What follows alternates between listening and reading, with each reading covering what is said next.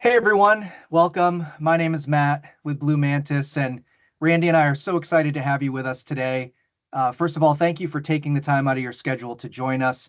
Real quick, for those of you who may be new to Blue Mantis, we are a security first IT solutions and services provider with more than 30 years experience helping organizations modernize, secure, and transform their business.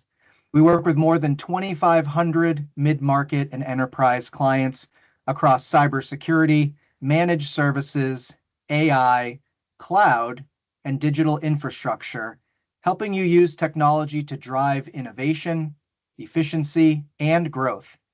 Before we get started, a quick housekeeping note. Today's presentation has been pre-recorded. However, we encourage you to submit questions throughout the session. I'll personally be monitoring the chat live, and if there's anything I can't answer immediately, Randy will follow up with you directly. I'd also like to take a moment to mention our summer survey. We're collecting input from IT and security leaders on the challenges, priorities, and threats you're facing today. I'm going to drop a link in the chat. We're also going to include it in the follow-up email along with today's recording. All responses are completely anonymized, and the results will be compiled into a benchmarking report that we will publish later this fall. It's a great opportunity to see how your organization's approach compares to your peers across the industry. And as a special thank you, the first 50 participants who complete the survey and have their responses validated will receive a gift card via email. Now, let's talk about why we're here. So, most breaches don't start with a sophisticated 0-day or some elaborate attack chain. They start with a door that was left unlocked, a known weakness, a misconfiguration, an assumption that something was already secure. And that's what makes today's session so important. We are very fortunate to be joined by Randy Becker, our VP and Principal Security Architect at Blue Mantis. Randy leads our offensive security practice and spends his days literally thinking like an attacker, conducting penetration tests, red team engagements, and my favorite, adversarial simulations to help organizations identify and close security gaps before threat actors can exploit them. In today's presentation, Randy will walk through the 5 most common entry points he's seeing in real-world engagements, how attackers turn initial access into larger compromise, and the warning signs security teams often miss. Most of all, he will include some practical steps that you can take to reduce risk. Before we turn it over to Randy, if you find today's session valuable, we'd love to stay connected. Follow Blue Mantis on LinkedIn to stay up to date on future webinars, industry research, cybersecurity insights, and company news. Thank you all again for joining us. We appreciate you spending part of your day here. And with that, Randy, let's get started.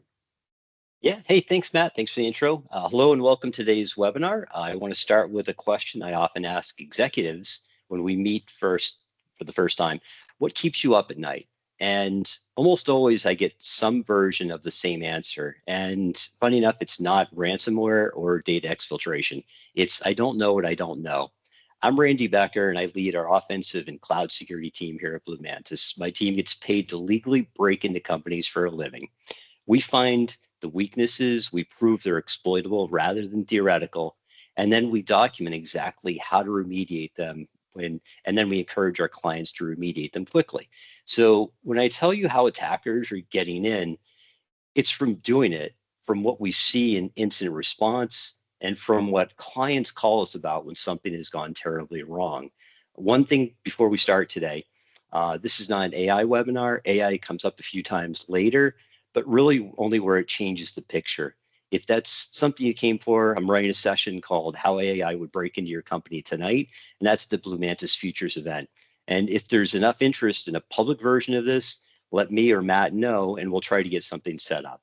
So fair warning on this, there's a lot of material to cover. I'm going to move fast. And there's a few places where I fully intend to make the security folks a little bit uncomfortable. Um, most of you most of what gets written about in how breaches start is technically true, but may not be useful to you, like Matt was saying in the opening. 0 days exist and they're a real concern, but they may not be how companies like yours are going to be hit, though. So for the next hour, we're going to discuss 5 ways that attackers are actually getting in right now in 2026. Some of these you already know, at least one is probably live in your environment today, and nobody has called it a problem yet. So the story that sits behind that opening question. We're doing a web app pen test for a customer. It was a critical application, the kind where people's well-being really depends on it being secure. The client told us up front they had secured every which way possible. And when we asked the customer what actually worried them, they were really specific. They said direct authenticated access. That was the fear. So our team accepted that challenge and made their worst fear an actual reality that very night. So unauthenticated admin access at the client-facing app externally and access to all the sensitive data. Nobody was careless. It was a really smart team. There was strong effort that went into it and a huge investment. They just couldn't see the vulnerability from their perspective. And that's the whole point of what my team does. You already know what you're afraid of. Somebody just has to go and check to see whether or not you're right. So where did this data come from? There's 5 entry points come from the industry breach data. A lot of that comes from Verizon's data breach investigations report, the DBIR, Mandiant, Microsoft, Sophos, Huntress, there's some others. It's a far bigger data set than any other single firm can produce, including ours. So what we add to this, there's 2 things. We see incident response, what clients call us without being prompted, which tells you what is actually landing an organization that looks like yours. 2, what my team does every day, which is what happens after the foothold. We're an offensive security team. So I don't really have to speculate about how fast initial access becomes domain admin. We know what that is. So after a breach, the story we tell ourselves is usually the same. It was sophisticated. It was novel. Nobody could have stopped it. We can't figure out how it happened. And yeah, that's, sometimes that's true, but more often it was something already known about, already documented, sitting in somebody's backlog or a risk register. One of the worst incidents I've ever worked, the client was so obsessed with how the threat actor actually pulled off the privilege escalation that they lost sight of the actual problem. RDP was exposed to the internet with basic passwords and no MFA, and they were under pressure to get the business back online. That's really where the attention should have gone. Their MDR provider initially escalated the foothold repeatedly for over 5 days. Nobody responded. Then it got really bad because their legal team came to me and asked me to produce the evidence that those notifications were unanswered. Think about that for a second. Those alerts stopped being security artifacts and became the evidence. And here's the part for the IT and security leaders. They had MDR. They just wouldn't let the provider actually respond. That's the R in MDR. So what they really had was a SOC, and they weren't listening to the SOC. If you're worried, the worst thing that can happen is your MDR provider gets a little aggressive and isolated a box early. That's not the worst thing that can happen. Trust me, I have this conversation all the time. There's one more piece of that engagement I want to keep in mind to the rest of this webinar. During the IR, we asked a lot of questions. We had to, for their documentation, to their own clients, and for legal. We were told the production Linux environment was isolated from the Windows RDP environment. This is repeatedly not connected to AD in any way, and all traffic was logged in their corporate firewall. So nothing to worry about here. So I checked this out, of course. You could SSH straight into production. Authentication was AD integrated with the Linux devices, and the egress traffic, you guessed it, was going right out through AWS, not through the firewall. So none of this is logged, which matters A lot if you're trying to prove whether there was data theft. By the way, the threat actors use built-in technology to encrypt their data.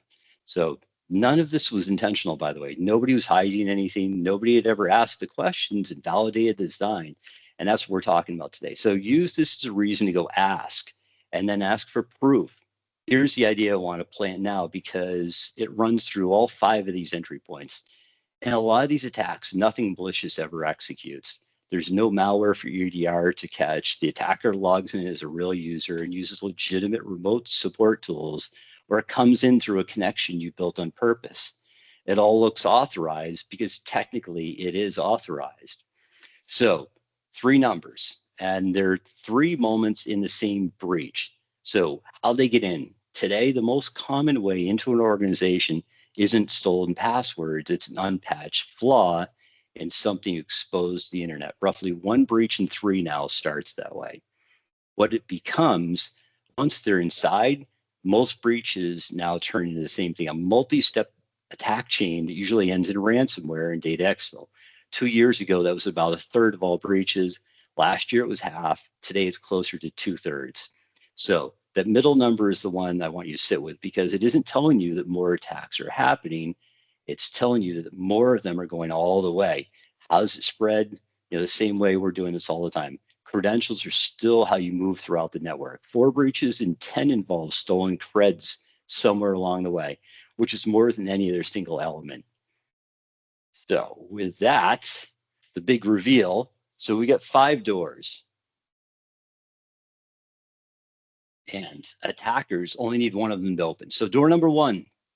So exposed technology at the internet edge. That's appliances, VPNs, web apps, APIs, including the assets nobody remembers deploying or why it's even there.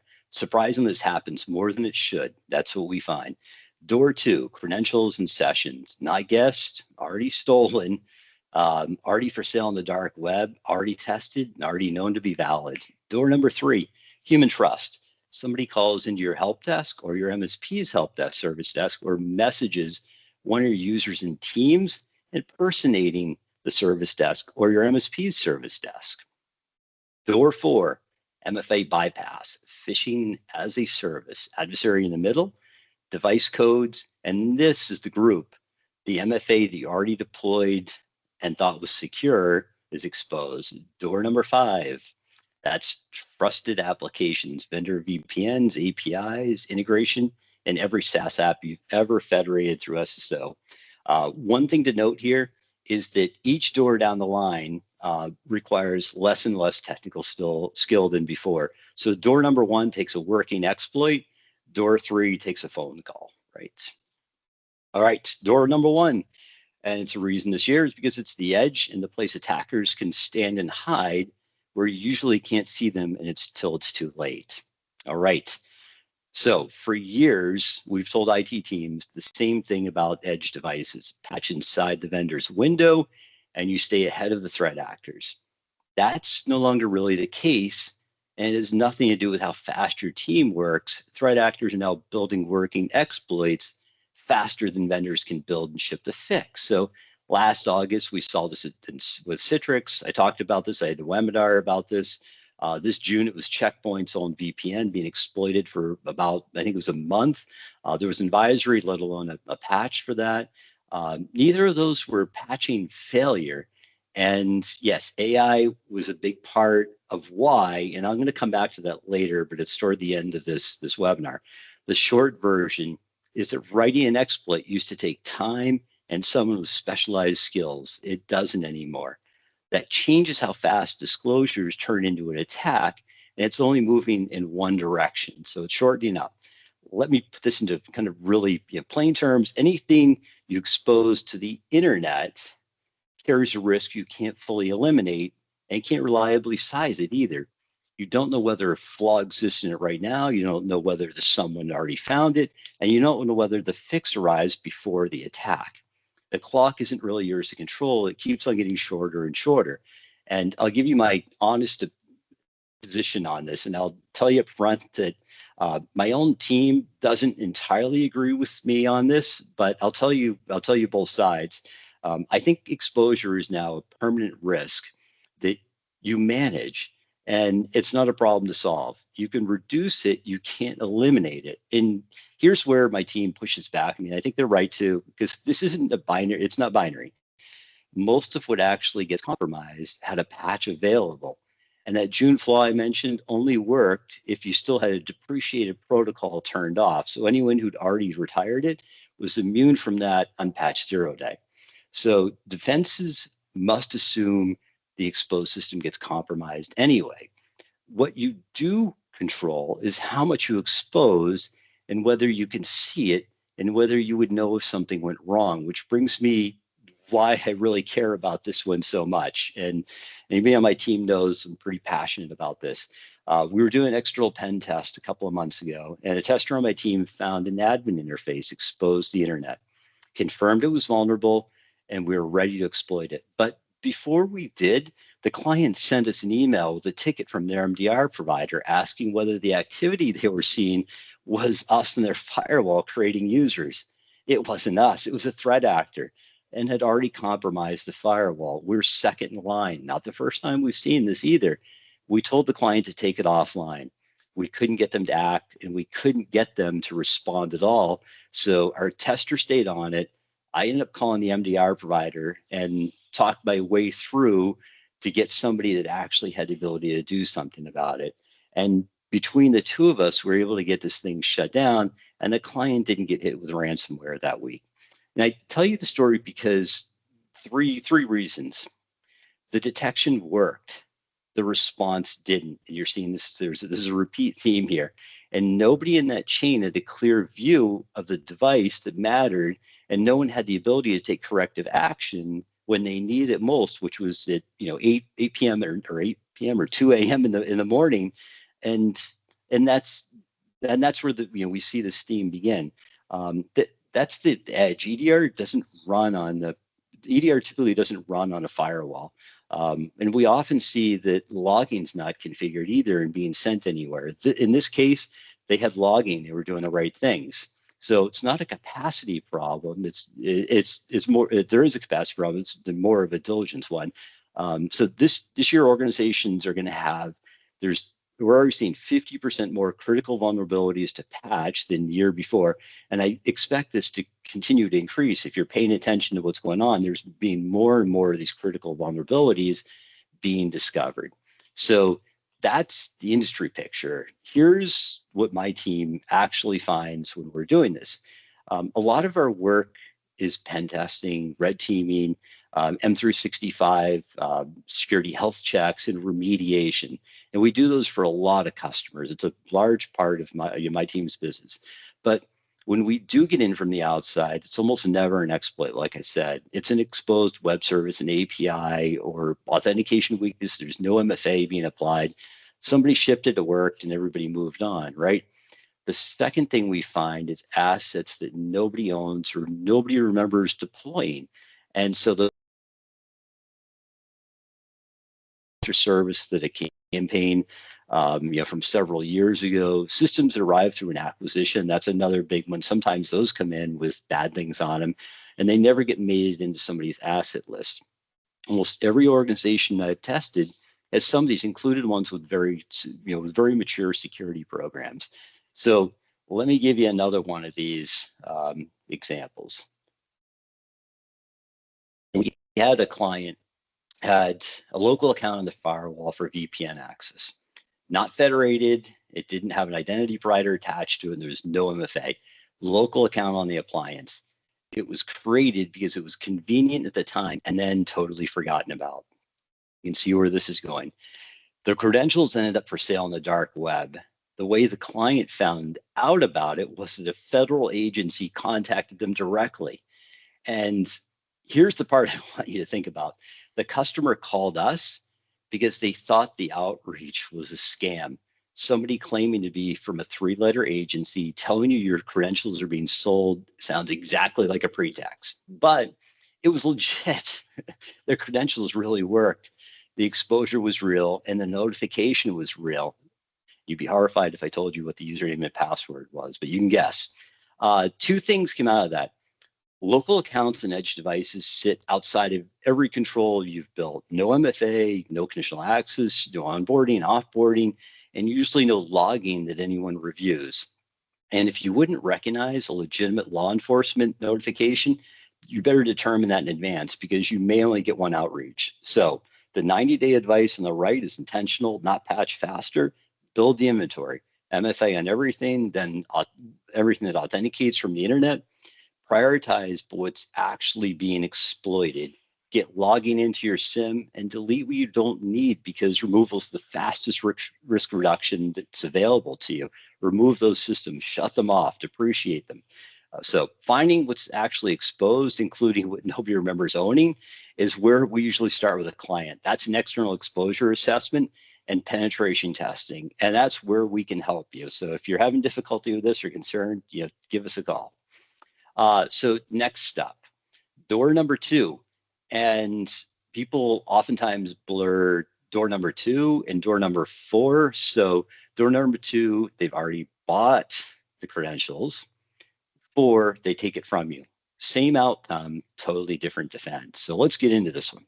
So they bought it before used it. So this one's a market and a service. It's not really an attack. So info stealers run somewhere that you may not control. If you've heard of these, they're referred to as stealer logs, and they're sold on the dark web. You look inside those, and it's just horrific. So these come from personal laptops, contractors' machines, home devices. These are things that touched your corporate network maybe once or more. And sometimes we even see these on managed corporate devices. And so what do these things do? They steal everything that the browser had, all saved passwords, session cookies, and that's the piece that matters. Everything that come off that machine that's useful, bundled up and posted on the web, on the dark web, and being sold in bulk. So 73% of ransomware victims have had some kind of exposure like this first. This is one of the things we do during a pen test is we add the customer's name to the dark web search, and we pull it up and we look to see if these things like this are being exposed. So, and we usually let customers know if we find them. So now the part here that breaks the incident response plan and procedure is their stolen session tokens. They never see a login page. So there's no password required, no MFA prompt. They're carrying a token that says they already completed the authentication process. So you reset the password, they may still be in, and it gets worse. The first thing a competent threat actor does inside your account is register their own MFA method. Now, they don't, at that point, they don't need your session anymore because now they've got a way to authenticate.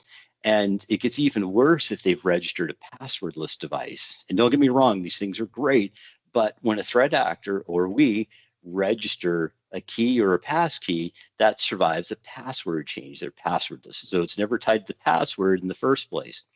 Same with device registration. The PRTs or the primary refresh token is bound to the device, not the password. So quick story on this one. Again, another story.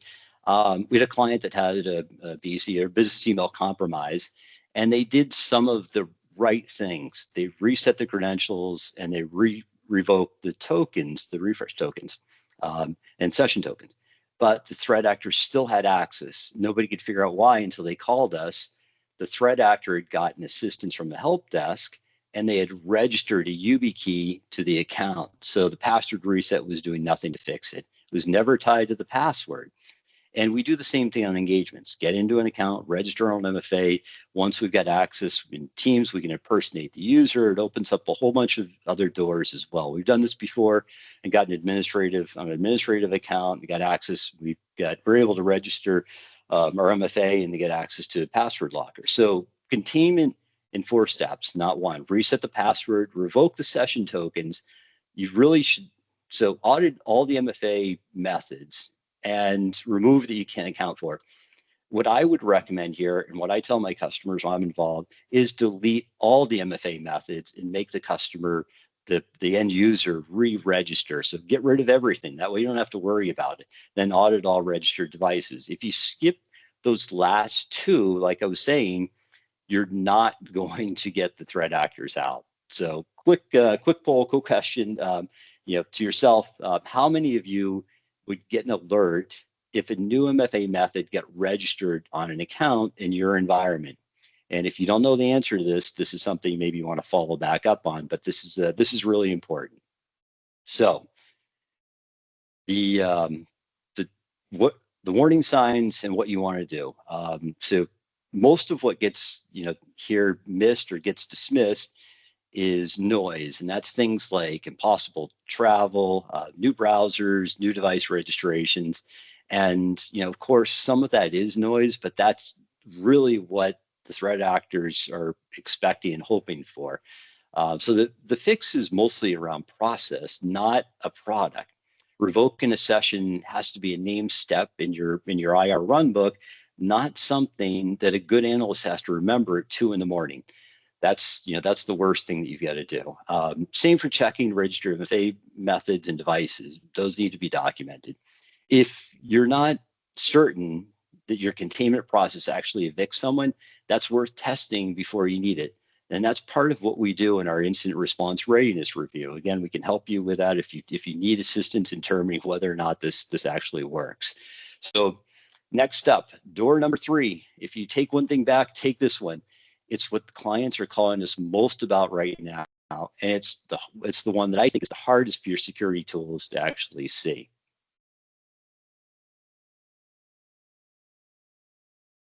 So Mandiant documented a group calling the help desk and going from that call to domain admin in under 40 minutes with no malware. Marks and Spencer, the large British-based company, they got hit. The chairman was public on this and discussed it, openly, and said that the attackers impersonated an employee and talked to a third-party service desk agent into resetting their credentials. So note that part there, the third party. If your service desk is outsourced, the standard that matters is theirs, not yours. So then there's a possible decent chance that somebody at your company has not had the chance or opportunity to read this and review it to understand what's being done. So a question for everybody on the call: if someone calls your service desk right now and says they're an employee locked out, lost their phone, what must happen for their MFA to get reset? And if the answer is it depends on the agent, then I feel your perimeter protection is a person that's under pressure and measured on how fast they close tickets. And so think about that one. This is not a criticism of the agent, it's a design problem, and it's easy to fix. We run these service desk social engineering assessments as well. We've got new MFA methods registered, with acquired credentials and Teams messages. So now I'm going to guess that some of you on this call may be our managed services clients. So I want to answer this for you up front rather than leaving you wondering. Our service desk doesn't do judgment calls on identity. It's a defined process. Identity checks can run through a verification tool with Authenticator, so Duo or Microsoft Authenticator. The agent confirms you against something you hold, not something you tell them. This process is your choice, but I do recommend it. And it's not a one size fits all. It's configurable to your environment, to your requirements. There's stricter standards that can be applied for privileged accounts, et cetera. So those are all things that can be done. So 2 asks that I have for you. If you're a client and you don't know your current standard, that's worth a conversation. You can reach out to your service desk supervisor or your customer success manager, or feel free to come to me and I'll get you the answer as well. And if you're not a client, ask whoever runs your service desk the same question, get it in writing and compare it to what you assume. That comparison is usually an interesting part of this as well. So this is a recent one. This is now showing up in Teams. And if you've read about it or heard about it or happened to you, it's probably in the past several months. Attackers are messaging or calling users in Teams from an external tenant posing as IT support.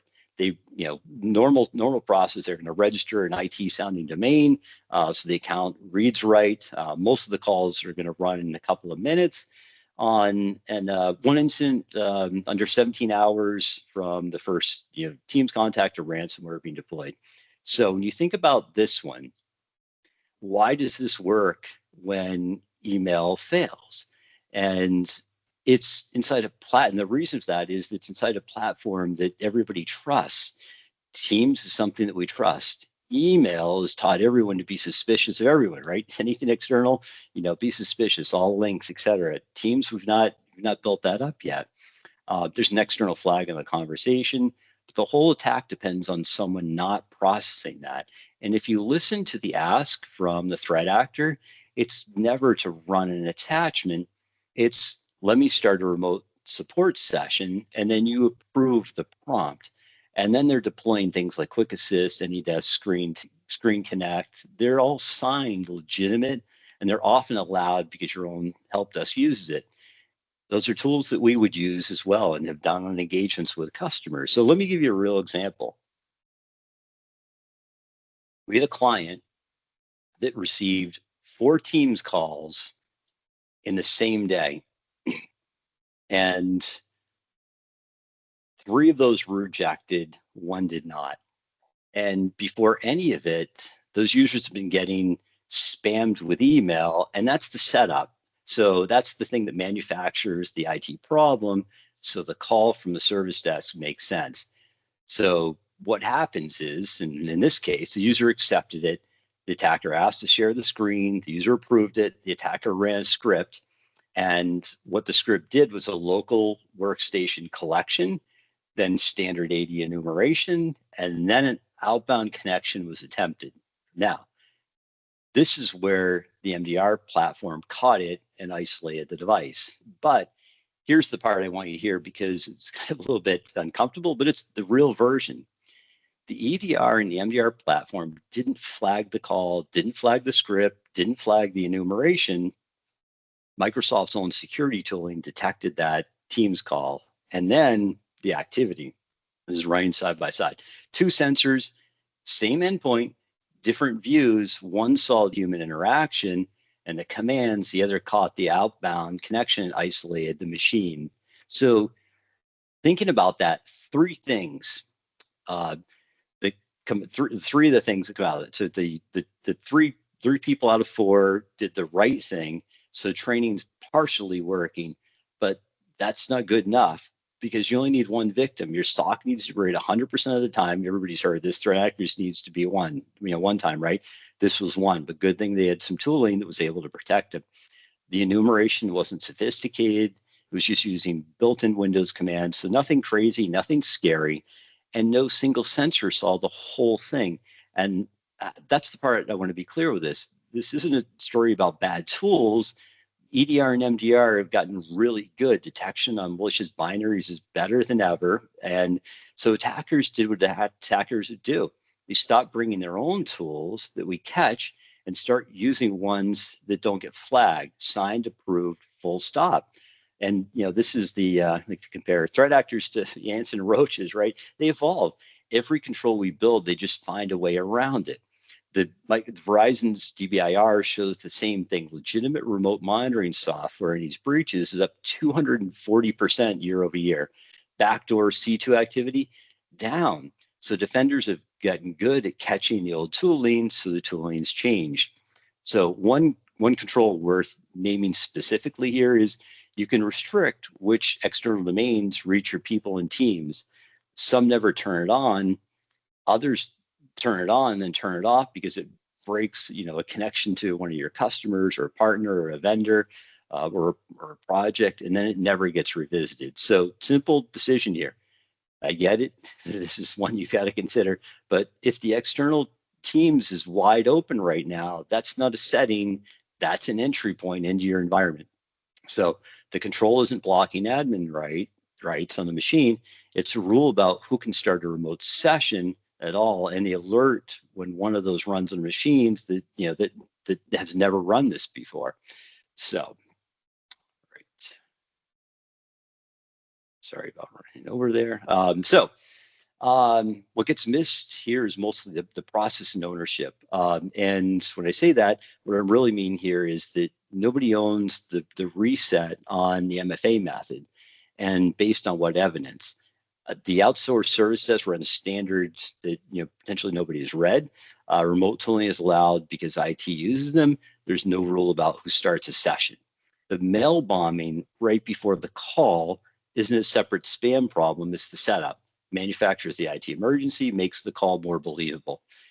If your team's treating those as they're two different tickets, then you're missing the attack.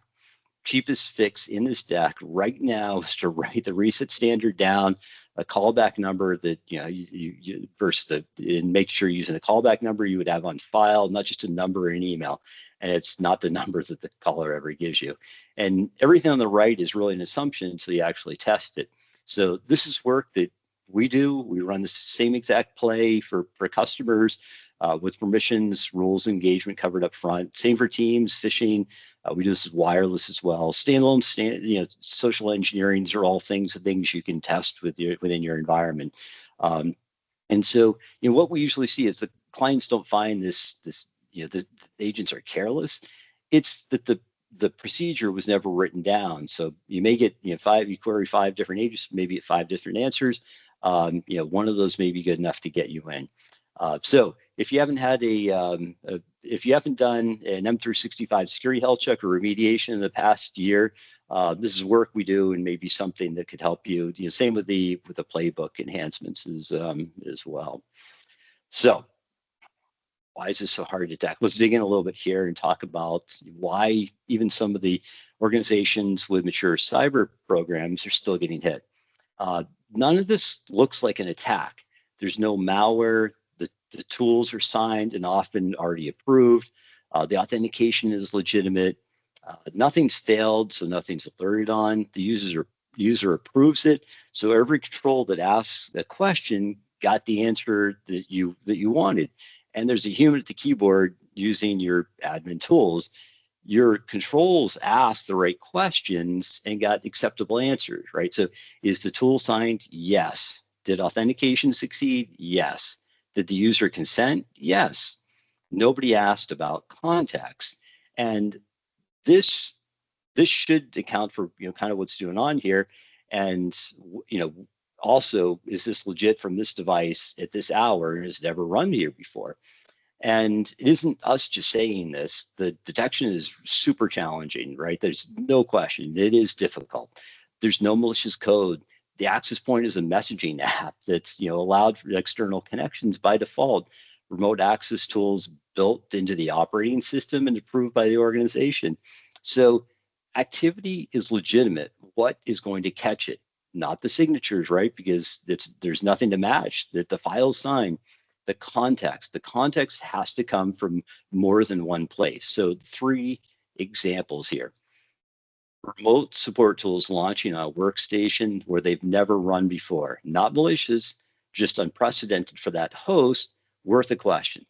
Successful sign-in within minutes of a new MFA method on the account or a new device on the tenant, individually kind of ordinary admin events. In that sequence, though, it's in that speed, there's a potential intrusion. Mailbox rules that auto forward or auto delete right after a sign in from somewhere unfamiliar. Again, both routine together as a business email compromise being set up. None of these are detections that you buy. Somebody has to go and write the scenario, then hunt it and tune it. That's what a good SOC and MDR provider is going to do. And that's the difference really between monitoring and hunting. Monitoring waits for something to be labeled as bad. Hunting goes and looks for what's unusual to you. And that's what our MDR practice is built around, Mantis Protect. User identity and behavioral analytics, UEBA. And it's the real reason I'm not here telling you, get a better EDR program. That the gap isn't the sensor. The gap is nobody asking the context question at 2 a.m. So another story here. We had a client that came to us and was asking about a pen test. We discussed and talked about, they ended up talking themselves out of what they were asking for. And they felt that they had everything covered and was very secure. Every other pen test they'd had resulted in, no significant findings. Larger organization, they had really good tools. They had their own SOC. They opted for a custom engagement focused on advanced wireless pen test. We essentially get domain admin from the parking lot. The customer told me afterwards that they felt like the money they had spent all these previous years testing was wasted. They might as well have just taken the money out back and burned it. But the point here is the customer had a fear, and it was well founded. They suspected wireless may be a weak point. We demonstrated gaps everywhere we touched, including the lack of detection in their own tools and kind of what fully got them compromised. But again, the customer had a feeling that there was a weakness. We exposed that for them. Next up, door 4. This is one that upsets, I think, the security teams the most because they did everything they were told to do, and now they're still completing MFA correctly, and something bad's happening. So adversary in the middle in 4 steps. User clicks a link. It goes to a domain the attacker controls. What loads is not just a fake login page. The attacker server sits in the middle and relays that the real sign-in flow between the user and Microsoft. And that's done live in both directions. So the authentication is real, the MFA prompt is real, the domain is not. The user types the user ID and password, gets the MFA prompt, and completes it correctly. MFA is working exactly as designed, but the attacker's in the middle of that flow. When the session cookie or the token material comes back, the attacker captures it. The threat actor now is user ID, password, more importantly, the session token. The user's logged in, nothing looks wrong, nothing to report. The attacker now is a valid session for that service. They don't need the password again. They don't need another MFA prompt unless the session is revoked, expired, or a stronger control blocks the replay. And this is sold as a service now. So everything you need, including support, you don't need the skills to set it up. You just need to be able to pay for this. My team does the same type of physical version of this and this version on engagements as well. They connect, they authenticate, everything works. There's no idea there's somebody in the middle capturing credentials. So that's adversary in the middle, and it's available as a subscription. The takeaway here is password reset is not containment. Remember that. They stole a token. You've got to revoke the session token, remove the method. You've got to remove the device if they register a device. If they've got app consent, you need to revoke the grant. Otherwise, you've just fixed the password and left the attacker's path still intact.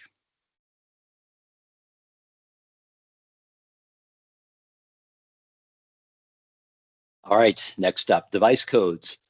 This is a new one. This one breaks the mental model people have of phishing. So let me set this up for anyone who has not seen this in action. Device code flow exists for a really good reason. If you ever signed into Netflix on a smart TV, then the TV shows you a code when you go to do that.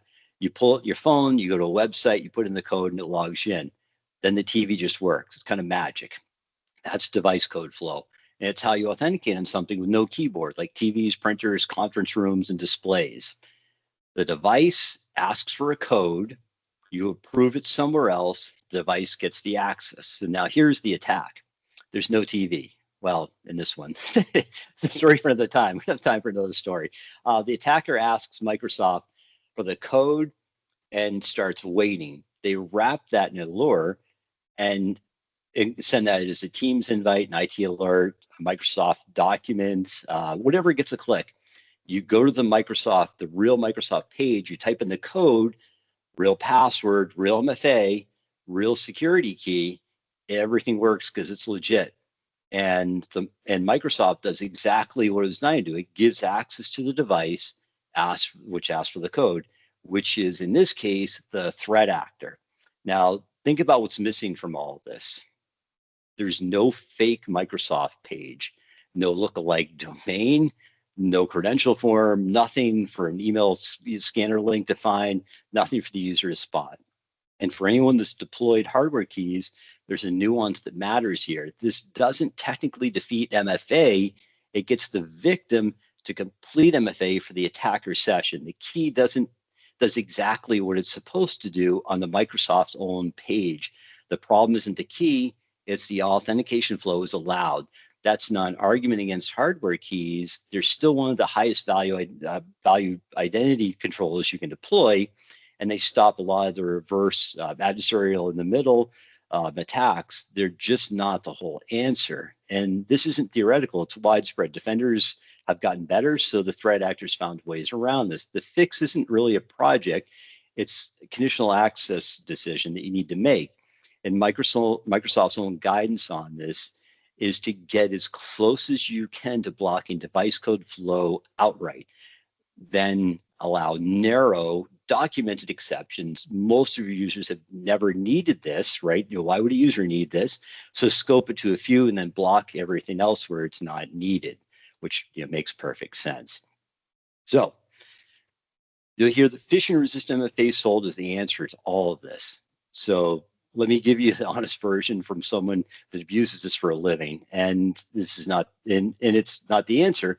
Does it stop reverse proxy adversary mail? Yes, absolutely. With passkeys or FIDO2, the sign-in process is cryptographically tied to the real site.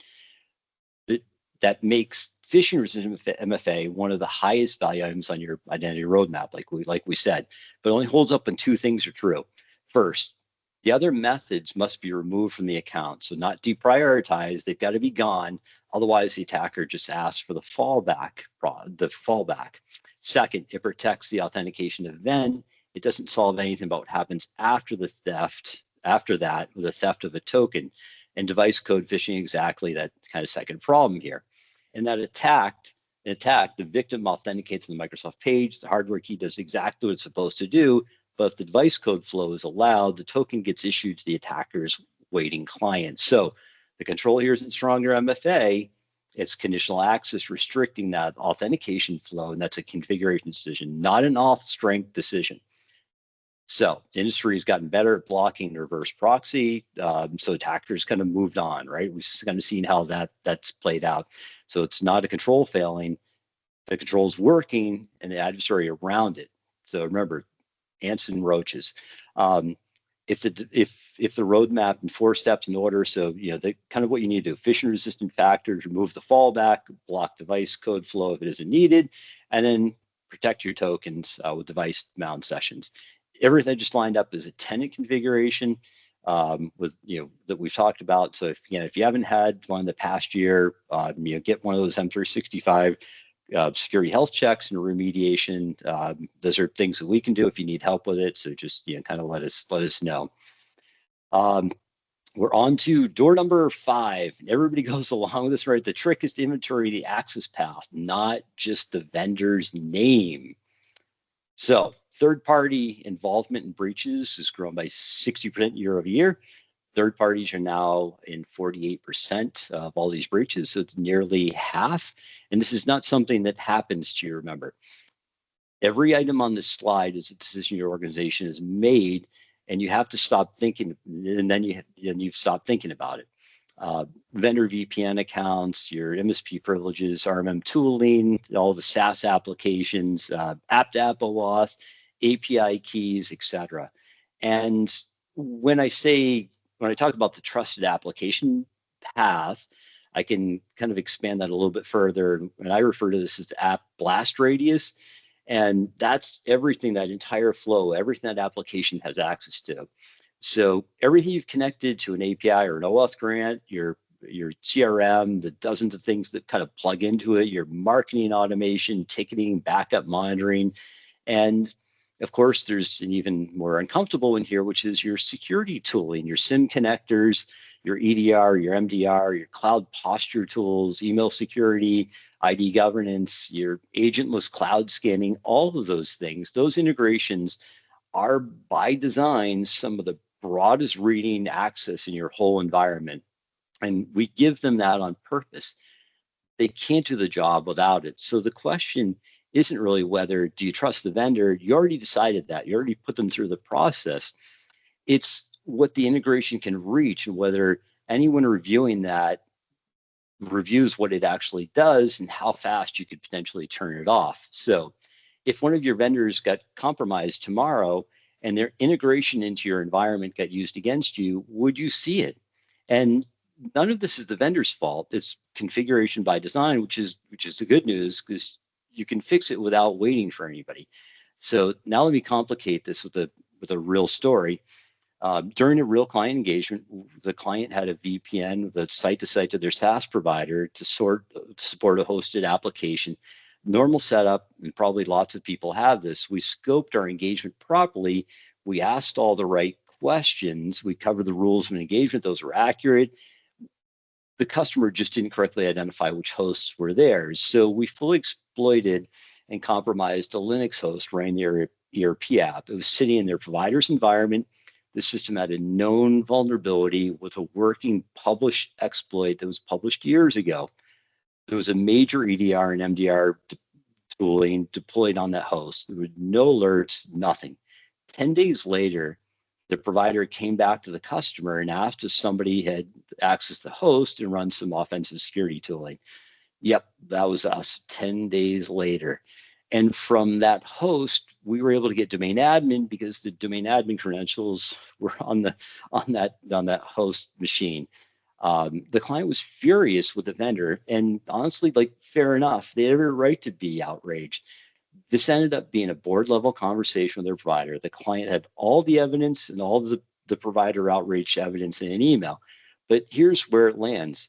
The scope confusion was ours and theirs. Yes, the exploitability vulnerability is silent EDR, the 10 days with the providers, the credentials on the host was somebody else's really bad decision ago, was made years ago. And none of that changes who owns the data. You can outsource the system and the app. You can't outsource the consequence and the accountability here. What we can do here is really uncomfortable, but our clients tell us it's much better than the alternative. And to be honest, this is what we do every day, and we're very good at it. So the same thing happened with, or similar thing with SalesLoft Drift last year. I had a webinar about this last year. It was a chat vendor. They stole OAuth tokens. And the vendors, customers had issued that integration into Salesforce.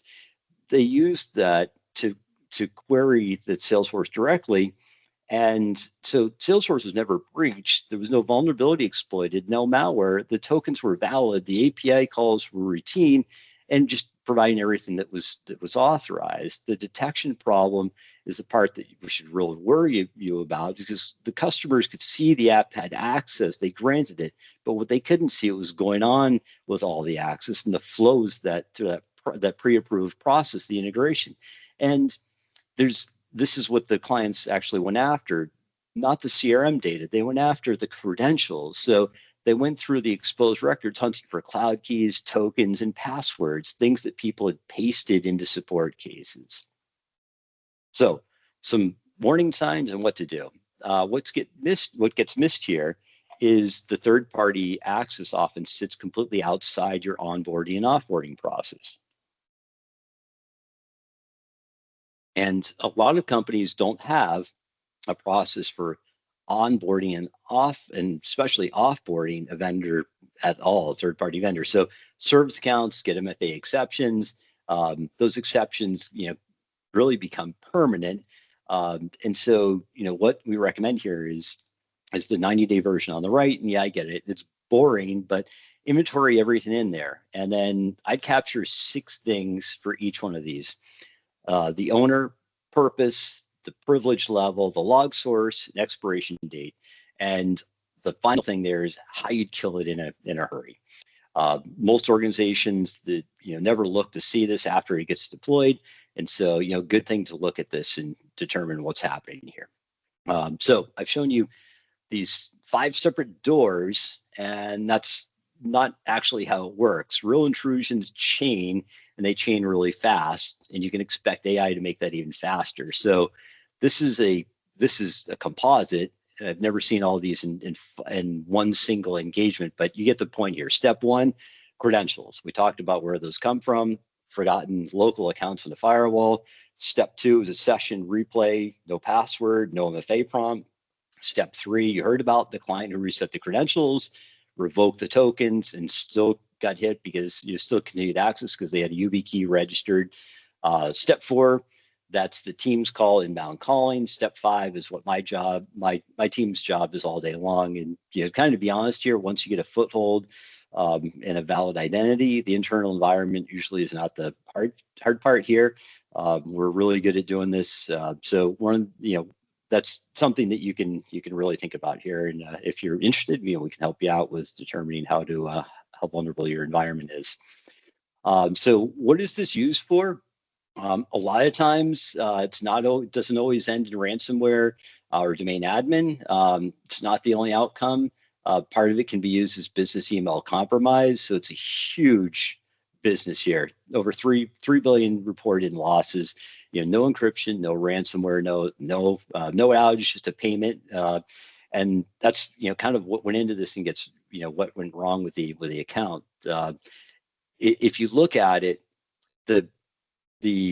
once the threat actor gets into the mailbox, they're going to read the emails before they write anything.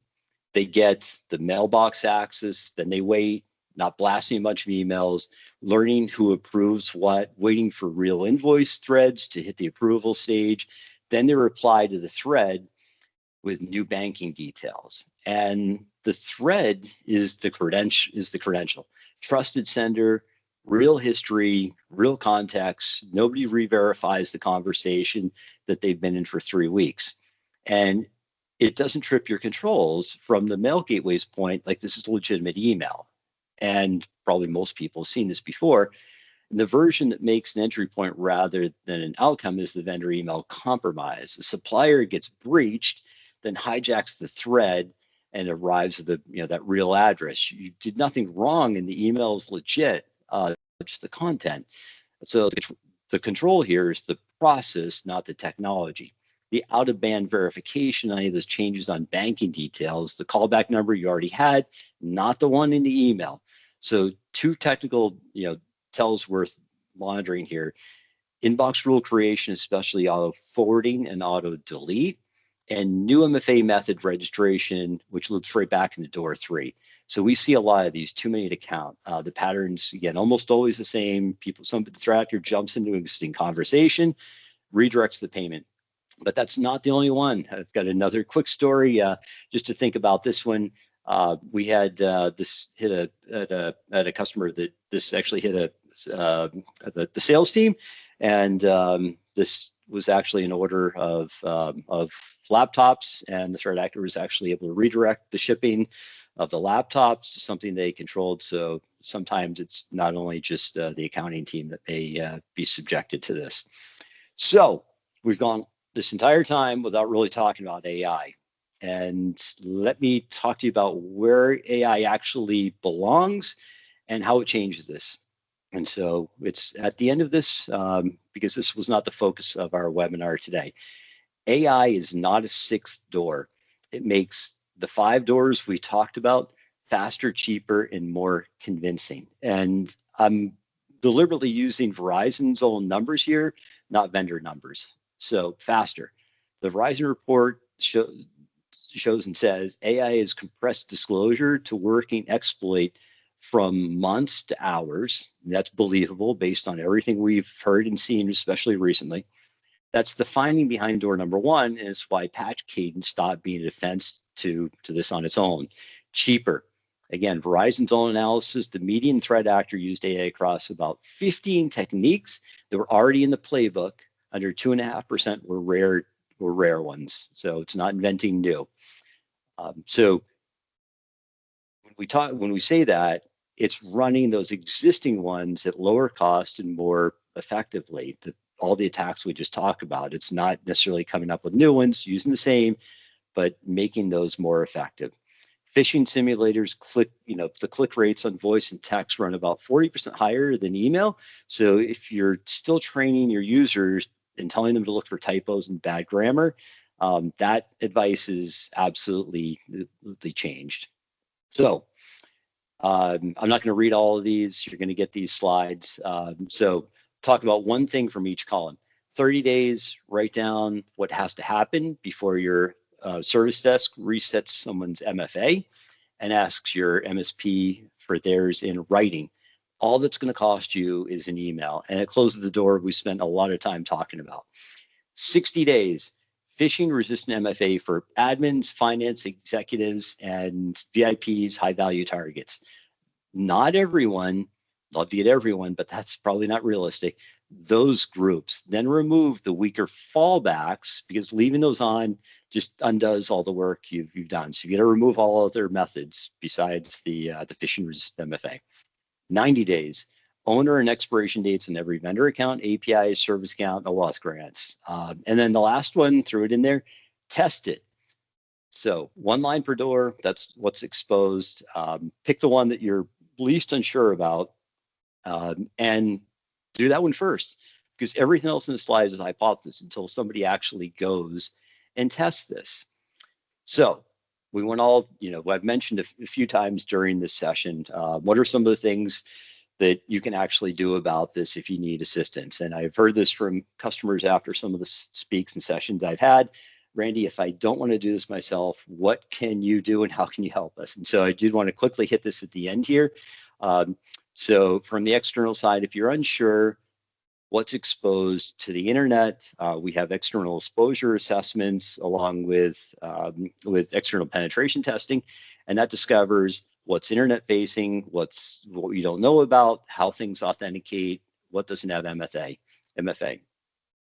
Penetration testing, red teaming, cloud pen testing, kind of all these paths that we've talked about in this deck. We can run those against your environment, including those service desk calls, the advanced wireless penetration testing. Another big one that will help a lot of the identity ones is the M365 security health check and remediation. Covers the tenant configuration end-to-end, and it helps to close those gaps. We talked about the MDR. We've got Mantis Protect. And so a big one there is that including the behavioral threat hunting, the activities that kind of never trip those signatures. And so what I asked, the additional the phishing resistant MFA is also something that we can sort of assist you there with as well. So with that, I want to leave you with in most of these attacks, nothing obvious maliciously is run. The attacker uses your identities, your tools, and your trust. And if your program is built to catch the bad software, it's built should be built for that. Threat actors largely moving on. So let me know if there's anything we can help you with here. And with that, I'd like to hand it back to Matt. Thank you, Randy. That was impressive. I'm both scared and thankful. I'm scared that, all of this is happening, but thankful that I'm not the one responsible for it. A couple things jumped off the page, and I know we're up to time here. So everyone screenshot this slide here, and maybe particularly Randy's email address. For those of you who ask questions in the chat, we'll connect you. For those of you who have additional questions, feel free to reach out to Randy directly. But the things that really surprised me was that, that no malware is often executed. I think that's, something that you would expect is that you, or at least me, you have to open an exe or something, right, that runs on my machine. The MFA access amongst applications is wild to me. I don't live in that world. So that whole exposure path there was really interesting. And also the ransomware going from 36% to 53%, and now almost, 2/3 is wild. And so the reason I bring that up is I think there is actually an ROI in being proactive, right? Because if you think you're going to save money by maybe not doing, some of these, paid activities with Blue Mantis or another vendor, I think you'll end up paying it to the person who exposes you in the end. So, Randy, thank you so much. This was awesome. We're going to make this available via a recording with a link to anyone who may have had to step away. Don't forget to click the link in the chat or in the email for the IT survey. We'd really like you to be a part of that. And, again, follow us on LinkedIn at Blue Mantis. Randy Becker, everyone. I'm Matt St. Jean. Thank you so much. We'll see you at the next event. Take care. Thanks.